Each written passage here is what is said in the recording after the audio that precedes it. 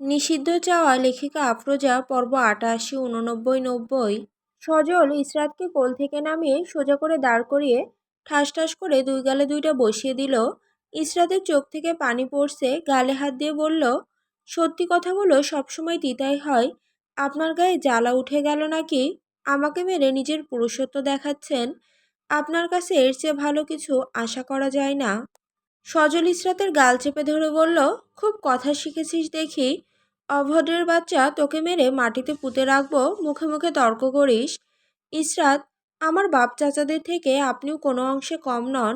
তারা যেমন তাদের স্বার্থের জন্য আমাকে মারতে দ্বিধাবোধ করেনি, তেমনি আপনিও আপনার বিরুদ্ধে কথা বলায় আমাকে আঘাত করতে ভাবেননি। সজল ইসরাতের গাল আরো শক্ত করে চেপে ধরে বলল, আমারে ভোদাই মনে করিস তুই? মাগি মানুষের সমস্যা হচ্ছে বড় সমস্যা। যেই শালা মাগি মানুষের পাল্লায় পড়ছে সেই শালার জীবনটা বেদনা। বউ আমায় শোধে না। সিসি, ঘেনা লাগছে। আপনাকে, আপনার মতোই অমানুষকে আমি ভালোবেসেছি। সজল, চুত মারানি, তোরা আজকে আমি ঘৃণা কত প্রকারও কি শিখাবো বলেই ঠোঁট কামড়ে ধরল। ইসরাত ব্যথা সহ্য করতে না পেরে সজলের পায়ে মাঝ বরাবর হাঁটু দিয়ে লাথি মারল। সজল ইসরাতের ঠোঁট দুটো জোরে কামড়ে ধরল। ব্যথায় পায়ের মাঝখানে হাত দিয়ে চেপে ধরে আছে। হুরাইয়া চৌধুরী, বাবা সজল, ইসরাতকে নিয়ে এদিকে আয়। সজল ইসরাতকে ছেড়ে দিয়ে গলা চেপে ধরে বলল, চুতমারানি, ইরফানের সাথে সাক্ষাৎ করার পর থেকে তুই অনেক লাফাচ্ছিস। তোর লাফানি আজকে রাতে আমি বন্ধ করব। বলেই ধাক্কা মেরে ইসরাতকে ফেলে দিয়ে চলে গেল। ইসরাতের ঠোঁট কেটে রক্ত পড়ছে। গলা চেপে ধরার কারণে গলায় সজলের 5টা আঙুল বসে গেছে। ইসরাতের হলুদ গালটা উপরে সজলের 3 আঙুলের ছাপ দেখা যাচ্ছে। ইসরাতের চোখ বেয়ে পানি পড়ছে। ইহানা ইসরাতের কাঁধে ধাক্কা দিয়ে, কিরে কাঁদছিস কেন? কি হয়েছে তোর? আমাকে বল কি হয়েছে? আম্মাজান, ও আম্মাজান, এদিকে আসেন তো, ইসরাতের জানি কি হয়েছে। ইসরাত তাড়াহুড়ো করে চোখের পানি ওড়না দিয়ে মুছে নিল। ঠোঁটের রক্ত মুছে স্বাভাবিক হওয়ার চেষ্টা করলো। ইহানা, কি হয়েছে বলছিস না কেন? ইসরাত, ভালোবেসে খুব ভয়ঙ্কর অপরাধ করে ফেলেছি রে, তার শাস্তি আমাকে দিল। বলেই হু হু করে কেঁদে উঠল। ইহানা, ভাইয়ের সাথে কিছু হয়েছে? কি হয়েছে আমাকে বল। হুরাইয়া চৌধুরী সিঁড়ি দিয়ে দৌড়ে ওঠার কারণে নিঃশ্বাস ওঠানামা করছে। জোরে শ্বাস নিয়ে জিজ্ঞেস করলো, তোমার এই অবস্থা কে করলো আম্মা? ইসরাত মুচকি হেসে বলল, মা, আমি পড়ে গিয়েছিলাম। অন্ধকার রুমে ডিম লাইটের আলোয় ঘরটা চিকচিক করছে। দুজন মানুষ দুজনের মুখোমুখি বসে আছে। আন্ডারওয়ার্ল্ডের জগতের রাজা আমি। নিজের প্রশংসা নিজে করতে নেই। আপনি আমার কাছে এসেছেন যখন কোনো কারণে এসেছেন। আমার দরজায় মানুষ আবার কারণ ছাড়া আসে না। আমি আবার খালি হাতে কাউকে ফিরিয়ে দেই না। নিজের লাভ ছাড়াও কিছু করি না। বাঁকা হাসি দিয়ে কিছু নিতেও আসেনি, কিছু দিতেও আসেনি। আপনাকে ধ্বংস করতে এসেছি। চৌধুরী সাহেব, আপনি এত বোকা নন তা আমি ভালো করেই জানি। আমার এলাকায় এসে আমাকে ধ্বংস করবেন? আমার সাথে মশকরা করছেন? আপনি তো ভালোই মশকরা করতে পারেন। বসুন্ধরা বাজারে যে ক্যারাম বোর্ডের দোকানগুলো আছে, আপনার ছেলেপেলেরা সারাদিন ওখানে বসে মদ খায়, গাঁজা খায়, মাগিবাজি করে। আতঙ্কে গ্রামের মানুষজন ওখান দিয়ে হাঁটতেও পারে না। ওদের জ্বালা যন্ত্রণায় মহিলারাও রাস্তা দিয়ে হাঁটতে পারে না। কলেজে স্কুলে মেয়েরা যাওয়ার সময় হাত টেনে ধরে ইভটিজিং করে, মেয়েদের শরীরে নোংরাভাবে স্পর্শ করে, বাজারের দোকান থেকে, গাড়ি থেকে চাঁদাবাজি করতে থাকে। ক্যারাম বোর্ডের দোকানগুলো আজকের ভেতর সরিয়ে ফেলুন। চৌধুরী সাহেব, আপনি তো দেখে আমার ব্যবসায় লাল বাতি ধরাতে এসেছেন। নোয়াখালী শহরে 9টি উপজেলা, 8টি পৌরসভা, 93টি ইউনিয়ন, 967টি গ্রাম, 6টি সংসদীয় আসন গঠিত আছে। সব জায়গায় আপনার দখলে। ওখান থেকে শুধু রাজমহল গ্রাম আপনাকে ছেড়ে দিতে বলছি। একটা গ্রাম আপনার হাত থেকে চলে গেলে হয়তো আপনার বেশি ক্ষতি হবে না। 966 গ্রাম তো আপনার হাতেই আছে, ওগুলোয় আমার কোনো প্রয়োজন নেই। চৌধুরী সাহেব, ধরেন, খাবার টেবিলে হাজারো খাবার আছে।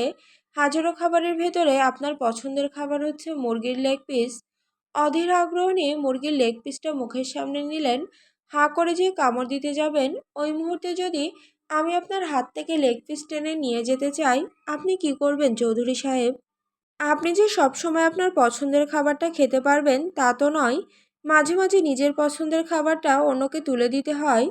চৌধুরী সাহেব, আপনার মতো চিন্তা ভাবনা থাকলে আন্ডারওয়ার্ল্ড জগতে এত বছর রাজত্ব করতে পারতাম না।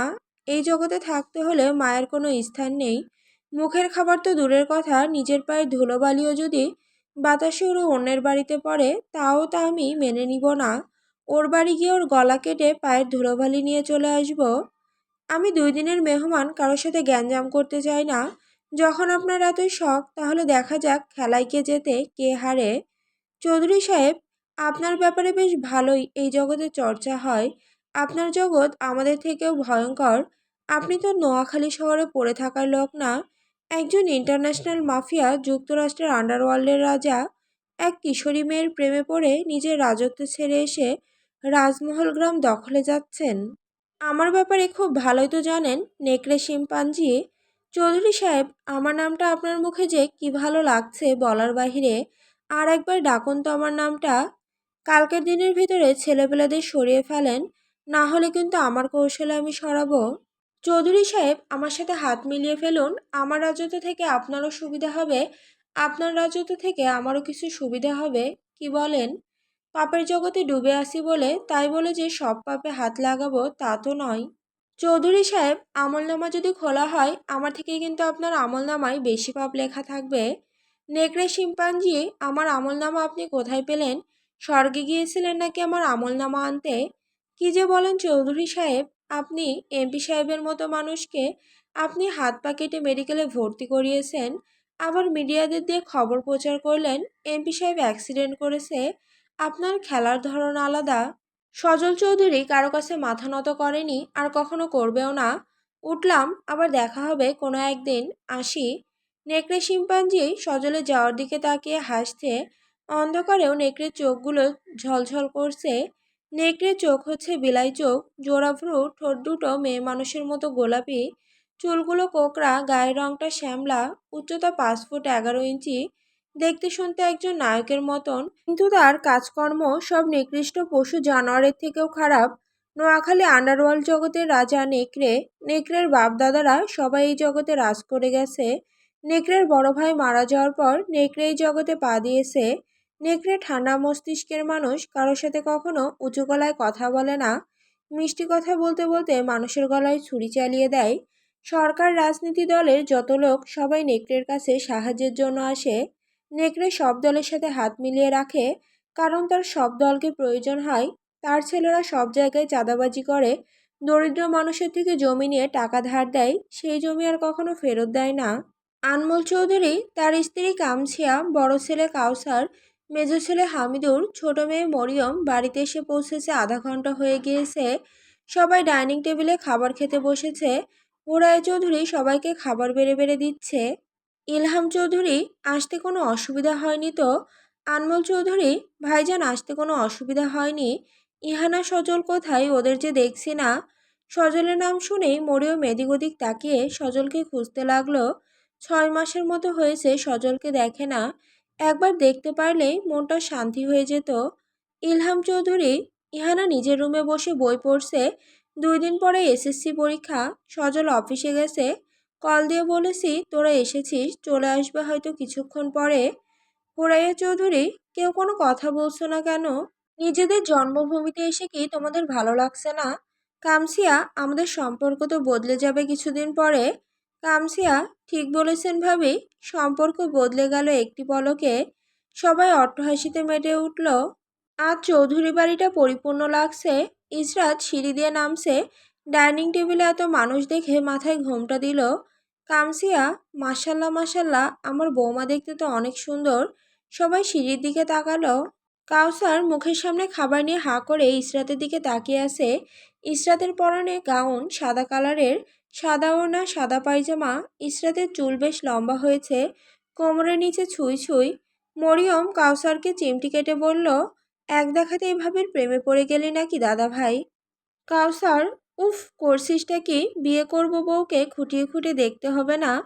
হুরাইয়া চৌধুরী, এদিকে আইমা বলে ইসরাতের হাত ধরে সবার সামনে নিয়ে দাঁড় করালো। ইসরাতের অস্থিরতা কাজ করছে এতগুলো অপরিচিত মানুষ দেখে।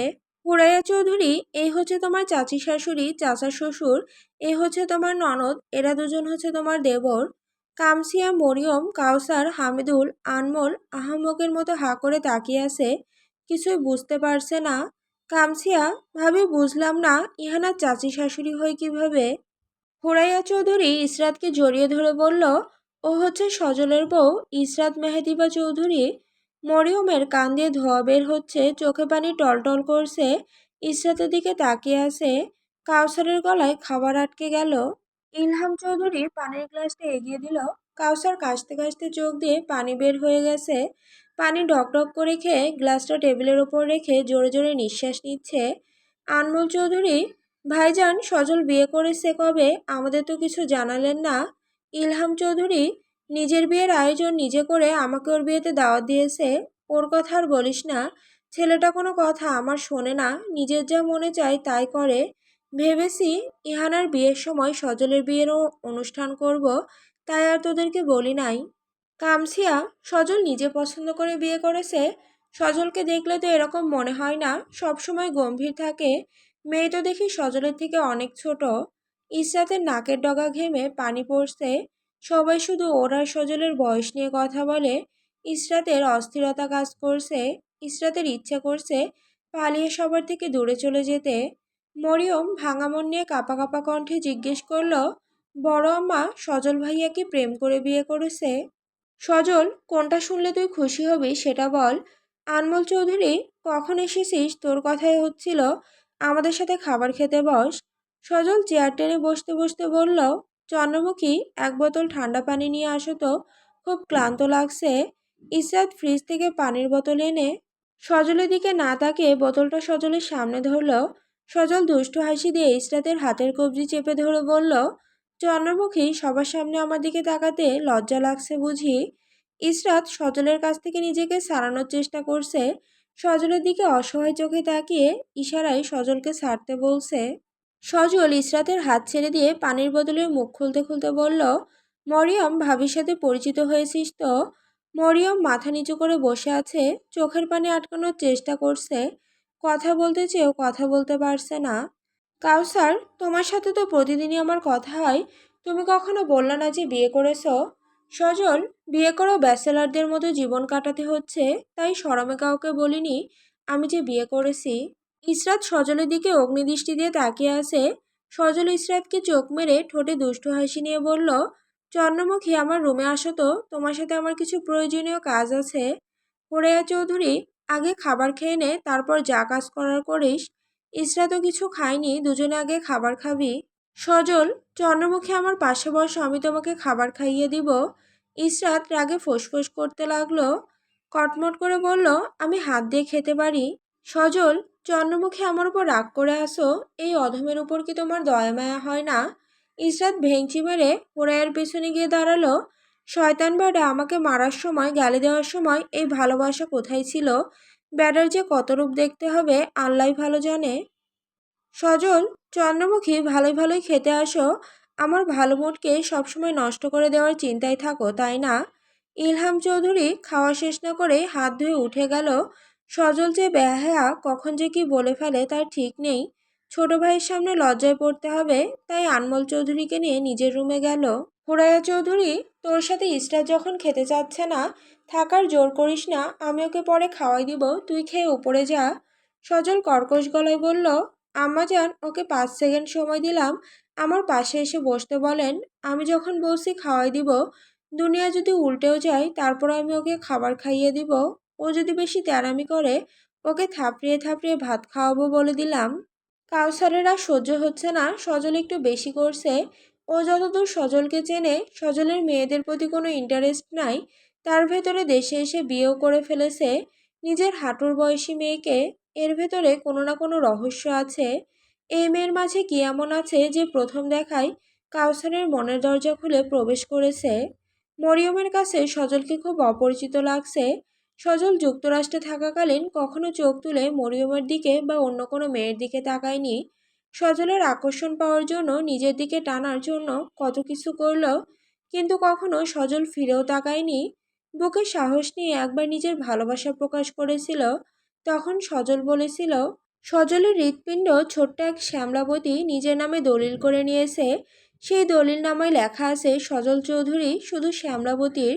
আমার আশেপাশেও যদি অন্য কোনো নারীর অস্তিত্ব আসে, তার কথায় যদি বরখেলাপ করি, আমাকে সে শাস্তি হিসেবে মৃত্যুদণ্ড দিবে। তুই কি চাস মরিয়ম, আমার মৃত্যু হোক। সেদিনের কথাগুলো মরিয়ম ভেবেছিল সজল ওর সাথে দুষ্টুমি করে বলছে। আজ নিজের চোখে দেখে বিশ্বাস হলো সজল অন্য কারো দখলে। ইসরাতে সজলের কথায় অন্তর কেঁপে উঠল। চুপচাপ গিয়ে সজলের পাশের চেয়ারে বসে পড়ল। সজল ইসরাতের মুখের সামনে ভাতের লোকমা ধরল।